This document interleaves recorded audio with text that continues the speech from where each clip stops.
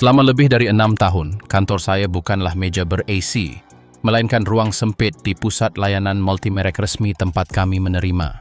Dengan campuran rasa ingin tahu dan ngeri, gelombang pertama SUV yang tiba dari timur. Saya menyaksikan seluruh keluarga menyerahkan tabungan seumur hidup mereka untuk truk-truk yang berkilauan di bawah lampu sorot dealer, menjanjikan layar besar dan aroma kulit sintetis yang menutupi kenyataan mekanis yang mengerikan.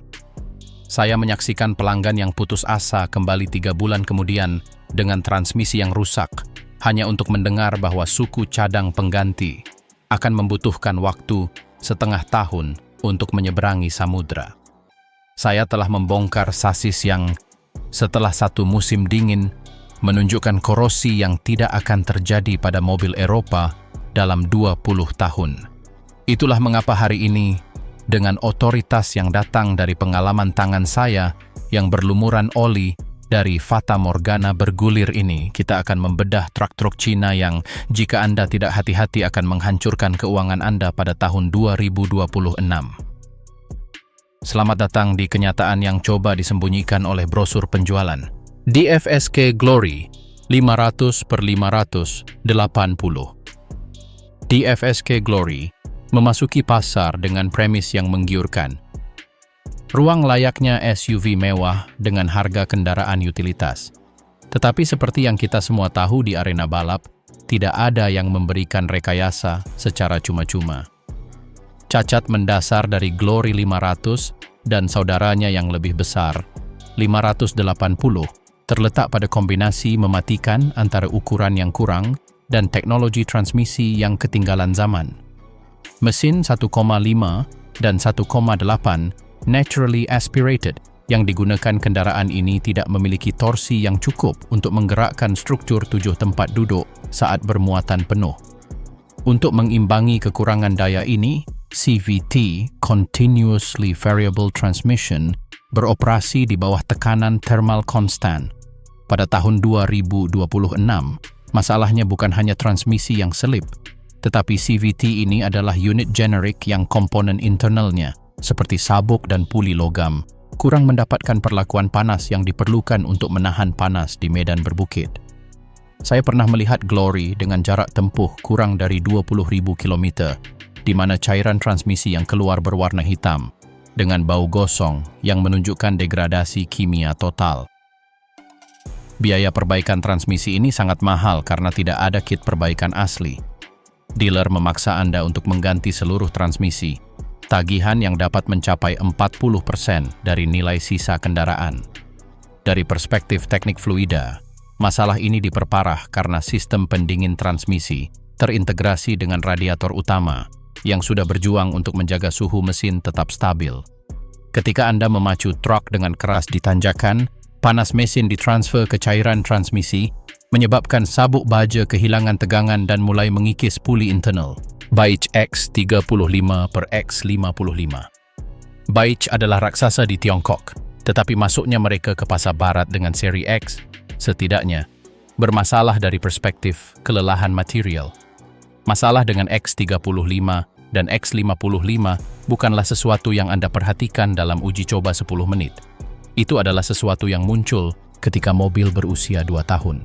Komponen suspensi, terutama bushing, ball joint, dan control arm, dibuat dari paduan aluminium dan baja dengan kepadatan rendah yang tidak cocok untuk permukaan jalan kita yang tidak rata. Kami telah mengganti shock absorber pada unit bike yang menunjukkan kebocoran hidrolik sebelum servis pertama mereka. Tetapi yang benar-benar akan merusak Anda pada tahun 2026 adalah isolasi yang buruk, baik termal maupun akustik. Kabin seri X menggunakan bahan penyegel dan perekat yang cepat rusak karena paparan sinar UV dan suhu tinggi. Ini bukan hanya gangguan estetika. Hal ini memaksa sistem pendingin udara bekerja pada 110% dari kapasitas nominalnya untuk mencoba mendinginkan interior yang menyaring panas radiasi dari mesin dan sistem knalpot. Hasilnya adalah kompresor pendingin udara yang bekerja terlalu keras dan konsumsi bahan bakar yang meroket hingga setara dengan mesin V8 dari dekade terakhir, tetapi dengan tenaga yang lemah seperti mesin 4 silinder. Secara teknis, masalah Baich adalah skala ekonomi terbalik. Dengan mencoba memangkas biaya pada polimer dashboard dan segel pintu, mereka telah menciptakan kendaraan yang menjadi berisik dan panas dalam waktu singkat. Di bengkel, kami biasa bercanda bahwa Anda bisa mendengar plastik berderit saat mobil diparkir di bawah sinar matahari. Chang'an CS35 Plus. Secara teknis, Chang'an adalah salah satu merek Tiongkok yang paling canggih dan mesin injeksi langsung Blue Core GDE-nya merupakan keajaiban di atas kertas. Namun, di dunia nyata tahun 2026, CS35 Plus telah menjadi mimpi buruk bagi mekanik independen dan dompet pemiliknya. Sistem GDI menyuntikkan bahan bakar dengan tekanan sangat tinggi langsung ke ruang pembakaran, yang meningkatkan efisiensi dan daya, tetapi memiliki efek samping yang fatal, penumpukan karbon yang masif pada katup masuk. Tanpa bensin yang membersihkan katup dari belakang, seperti pada sistem injeksi tidak langsung, jelaga dan uap oli dari sistem ventilasi bak mesin akan mengeras. Pada tahun 2026, banyak unit ini akan mengalami hentakan keras, kehilangan daya hingga 30%, dan lampu periksa mesin yang terus menyala. Masalah sebenarnya bukan hanya penumpukan karbon.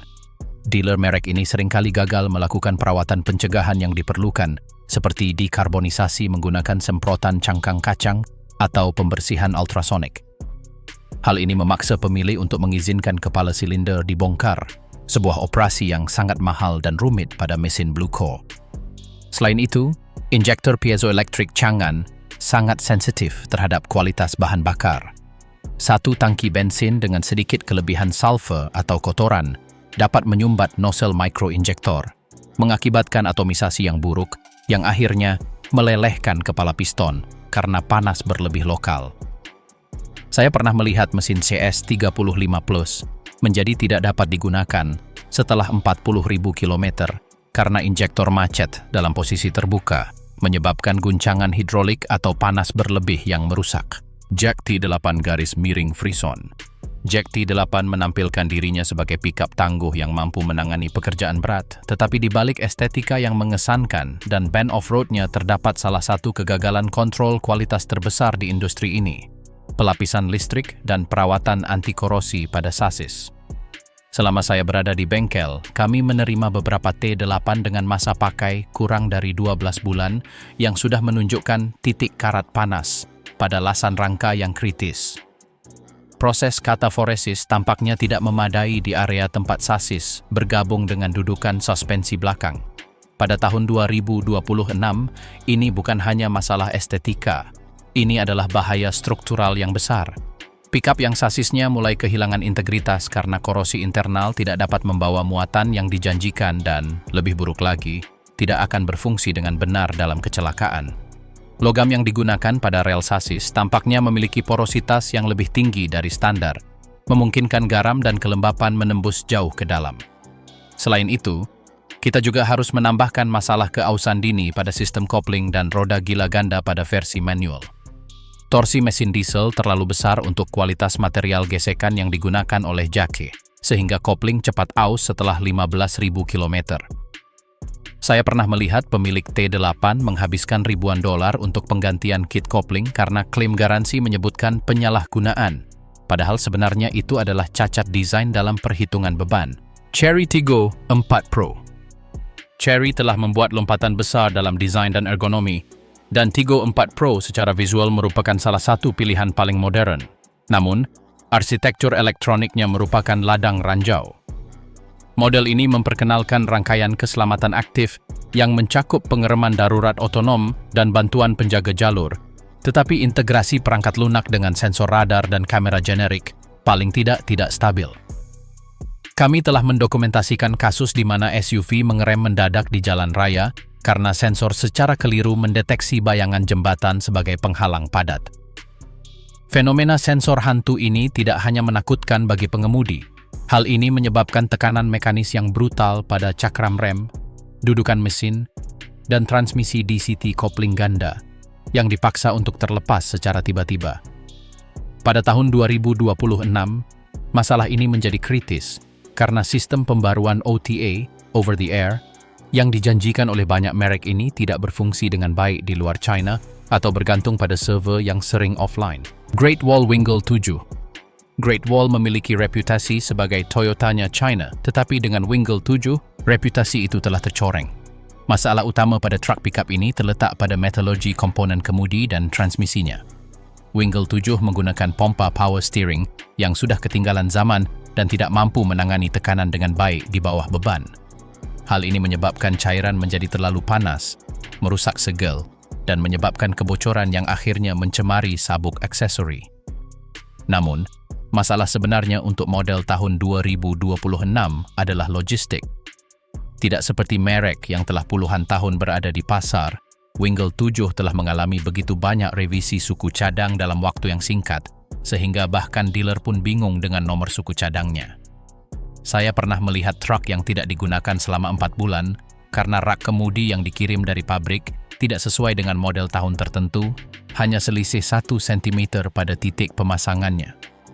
Selain itu, material yang digunakan untuk pelapis dan kontrol interior memiliki ketahanan aus yang sangat rendah. Pada kendaraan dengan jarak tempuh 50.000 km, setir sudah menunjukkan bagian logam yang terkelupas dan sakelar jendela elektrik sering rusak. Keausan dan kerusakan ini sangat menunjukkan kualitas murah dari setiap sudut pandang. Jika Anda berencana menggunakan pickup ini untuk hal lain selain pergi ke supermarket, bersiaplah menghadapi serangkaian masalah kecil yang tak berujung, yang jika digabungkan akan menghabiskan waktu dan uang Anda, sehingga Anda akan memiliki kendaraan yang tidak akan diminati siapapun untuk dibeli bekas karena reputasinya yang buruk terkait keandalan suspensi depan. FAW Bestune T77. FAW Bestune T77 adalah contoh sempurna mengapa Anda tidak boleh membeli mobil berdasarkan seberapa mengesankan interiornya yang berteknologi canggih. FAW memutuskan untuk mengintegrasikan semua fungsi kendaraan ke dalam layar sentuh pusat.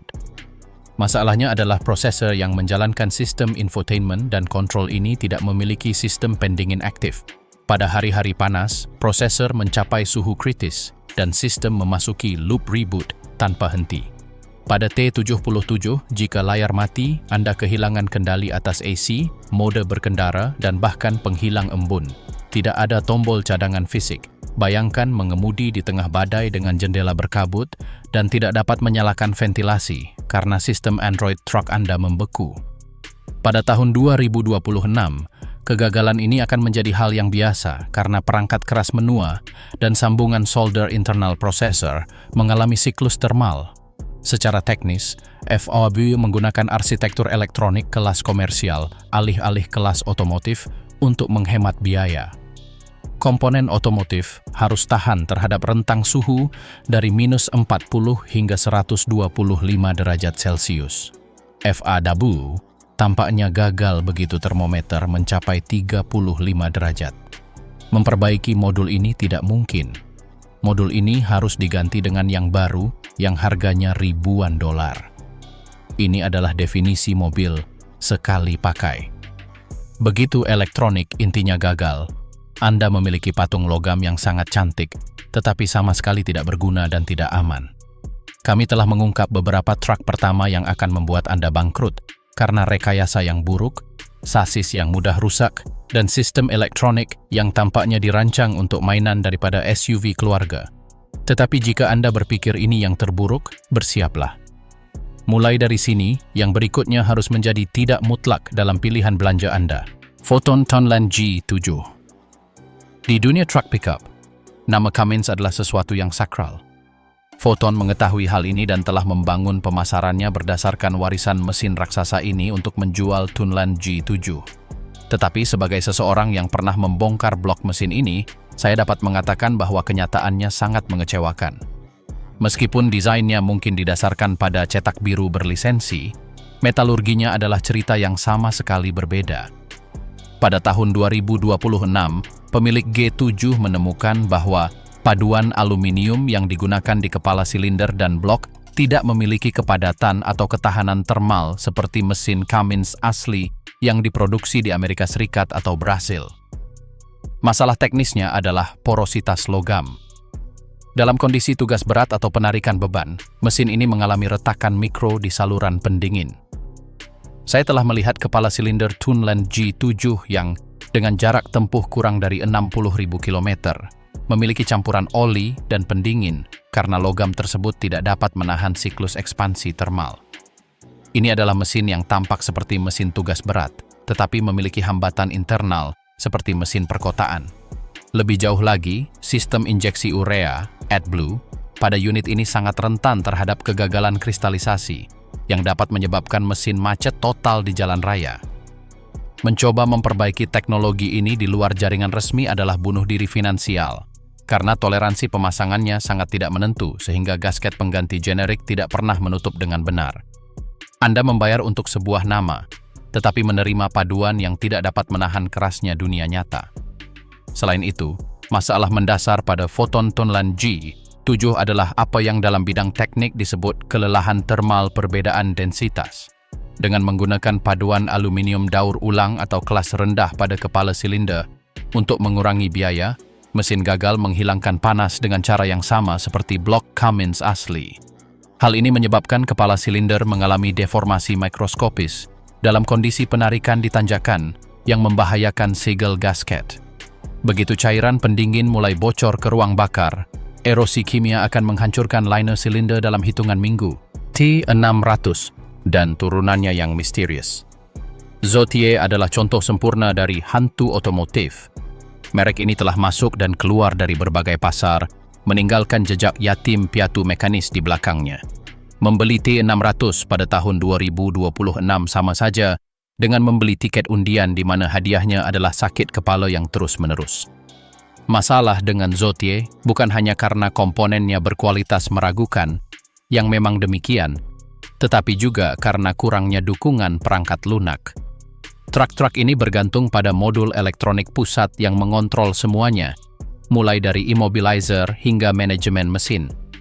Ketika merek tersebut menghilang atau mengubah perwakilan hukum, praktik umum dalam strategi perusahaannya, server yang menyimpan pembaruan perangkat lunak dan kode pemrograman utama menjadi tidak dapat diakses. Jika Anda kehilangan kunci T600 Anda, atau jika modul BCM rusak, Anda memiliki pemberat kertas seberat 2 ton di garasi Anda. Tidak ada suku cadang tabrakan. Tabrakan sederhana dari belakang yang merusak lampu belakang dan bemper dapat berarti hilangnya kendaraan secara total karena tidak ada cetakan atau suku cadang yang tersedia di negara tersebut. Ini adalah risiko total. Sebuah truk pickup tanpa asal-usul, tanpa suku cadang, dan nilai jual kembali yang pada tahun 2026 praktis nol karena tidak ada orang waras yang ingin mewarisi masalah yang tidak dapat dipecahkan. Zotier T600 adalah monumen dari kurangnya kontinuitas industri. Risiko teknis di sini bukan hanya bagian yang rusak, tetapi kematian digital kendaraan. Modul control body pada truk ini tidak menggunakan protokol terbuka. Jika perusahaan induk tidak menyediakan kunci akses ke server pemrograman, tidak mungkin untuk mengkonfigurasi throttle body atau sensor sudut kemudi baru setelah perbaikan rutin. MG telah melakukan pekerjaan yang brilian dalam memasarkan warisan Inggrisnya, tetapi MG ZS versi entry level merupakan pengingat yang jelas bahwa manufaktur berbiaya rendah memiliki konsekuensi. Masalah berulang yang kami temui di bengkel pada model ini adalah masalah penyegelan mesin. Kami telah mendokumentasikan kebocoran oli pada seal poros engkol utama dan penutup katup pada unit yang baru menempuh jarak kurang dari 10.000 km. Tampaknya proses penyegelan di jalur perakitan tidak memenuhi standar tekanan yang dibutuhkan untuk mesin modern. Lebih lanjut, MG ZS menderita anemia mekanis yang berbahaya. Mesin 1,5 liter naturally aspirated kurang bertenaga untuk berat mobil, memaksa pengemudi untuk terus-menerus mempertahankan putaran mesin tinggi. Hal ini menyebabkan keausan dini pada ring piston dan konsumsi oli yang oleh banyak pemilik dianggap normal, sampai mesin mulai berbunyi seperti kotak paku. Kualitas interior adalah masalah kritis lainnya. Kulit sintetis retak setelah hanya 1 musim panas di bawah sinar matahari, dan layar sentuh mengalami zona mati. Ini adalah fan yang secara visual menarik tetapi akan membuat Anda bangkrut karena penuaannya yang prematur dan memalukan. Ini adalah desain London dengan daya tahan seperti mainan sekali pakai. Pada MG ZS, penghematan biaya terlihat jelas pada mekanika mikro.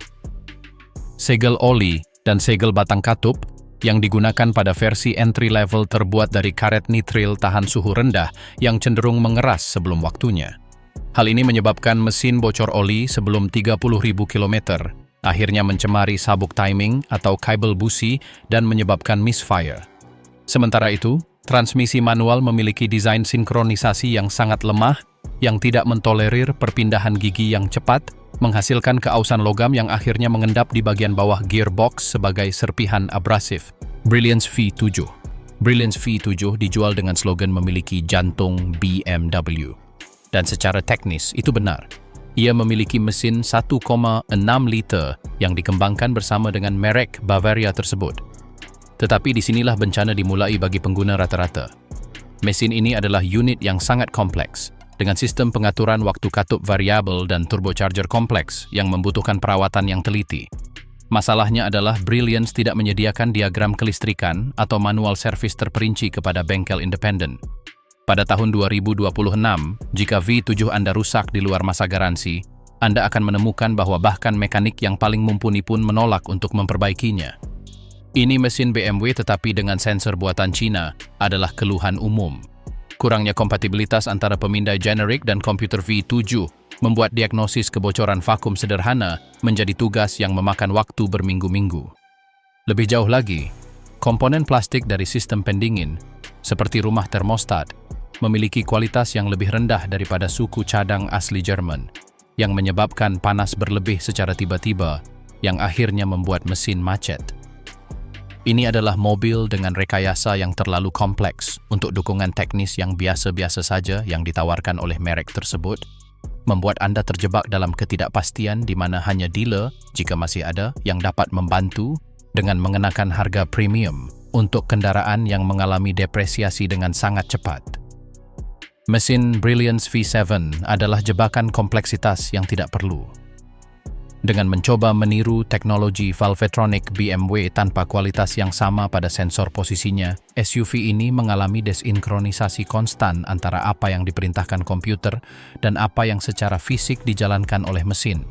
Mekanik independen menghindari model ini karena sistem diagnostiknya sangat tertutup dan membutuhkan perangkat lunak khusus yang hanya dimiliki oleh dealer resmi. GASI GS4. GSC dianggap sebagai salah satu merek terbaik dalam hal kualitas pembuatan, tetapi GS4-nya memiliki kekurangan mendasar. Transmisi kopling ganda keringnya.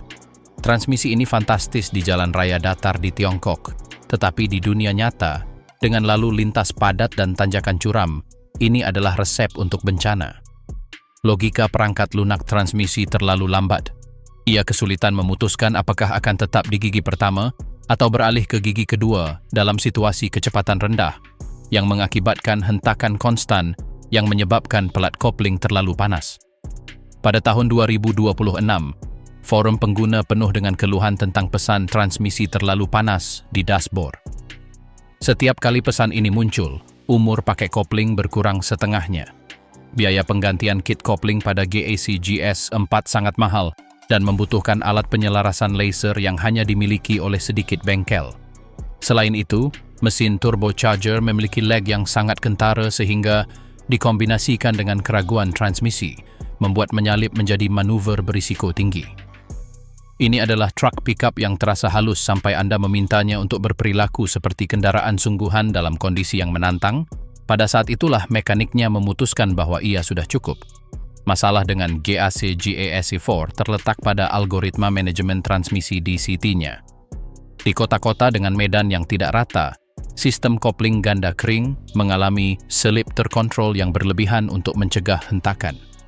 Gesekan konstan ini menghasilkan debu yang akhirnya mencemari sensor kecepatan internal transmisi, menyebabkan gearbox memasuki mode darurat tanpa peringatan. Merek satelit dan keruntuhan nilai sisa. Kita telah sampai pada nomor 1 dan itu bukan truk pickup tertentu, tetapi tren yang menghancurkan tabungan ribuan orang. Dalam beberapa tahun terakhir, puluhan merek satelit atau sub-merek Tiongkok telah muncul, menjanjikan revolusi berikutnya. Kesalahan fatal tahun 2026 adalah membeli kendaraan dari merek yang tidak memiliki jaringan distribusi yang solid sendiri, atau yang bergantung pada importir kecil yang berganti merek setiap 2 tahun. Realitas keuangannya brutal. kita telah melihat truk pickup Tiongkok yang harganya $30.000 saat baru.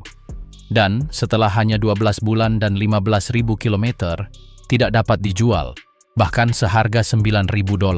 Mengapa? Karena pasar mobil bekas takut pada mereka.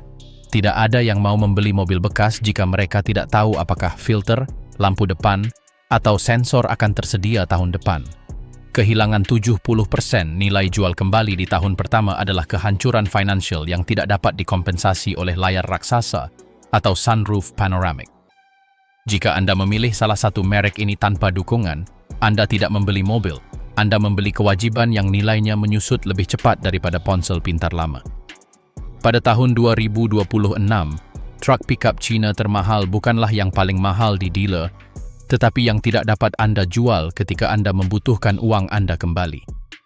Jika Anda telah sampai sejauh ini, Anda sekarang mengetahui kenyataan pahit di balik lapisan mengkilap dan lampu LED. Industri otomotif Cina memang sedang berkembang, itu benar, tetapi konsumen membayar harga untuk kurva pembelajaran itu dengan tabungan mereka sendiri.